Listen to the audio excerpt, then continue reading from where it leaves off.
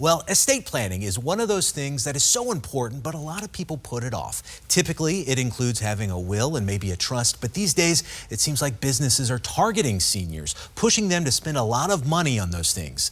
Estate planning attorney Greg Nussbickel joins us this morning to discuss this. And let's start at the very basic level, Greg. What do we need in Florida for a valid will? Well, Chris, number one, a will has to be in writing. It can't be something that's just verbal, unfortunately. It has to be signed by the testator as well, so the person who creates the will has to sign it. It also has to be in front of two witnesses. So two independent people should be in the room making sure everything was done properly. Unfortunately, if it doesn't have all of those elements, it just won't be honored here in Florida.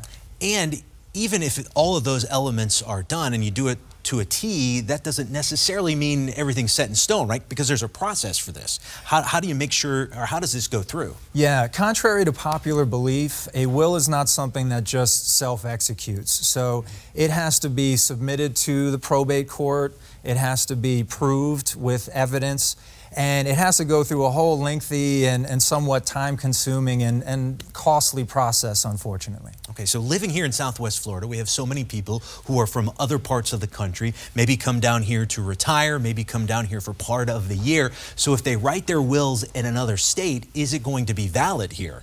Generally, yes. Just the fact that you've moved here to Florida doesn't necessarily mean that your whole plan is invalidated. But we do have different laws here versus other states, so you may find that a will that was done in Massachusetts, let's say, is not as effective as it could be here in Florida. The people that you've chosen to be your executor or personal representative may not qualify here. There may be gaps or conflicts in the laws, so usually it's worth updating. Now, this is an important question because people are busy and they don't like to think about these things. They put it off. What happens if you're in a situation where a family member passes and you don't have a will? Well, then essentially you're leaving it to chance. There are laws that are in place to cover that. The legislature has made some decisions on your behalf, essentially.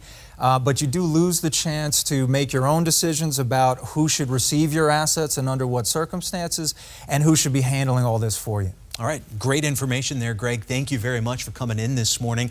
Bottom line, you need to start working on it now, no matter how difficult it is. So if you'd like to talk to Greg about your will, or if you'd like to talk with Adam Bruno about retirement and retirement services, you can, Adam and Greg can be found at Evolution Retirement Services. They're located in Fort Myers. Their phone number is right there on your screen.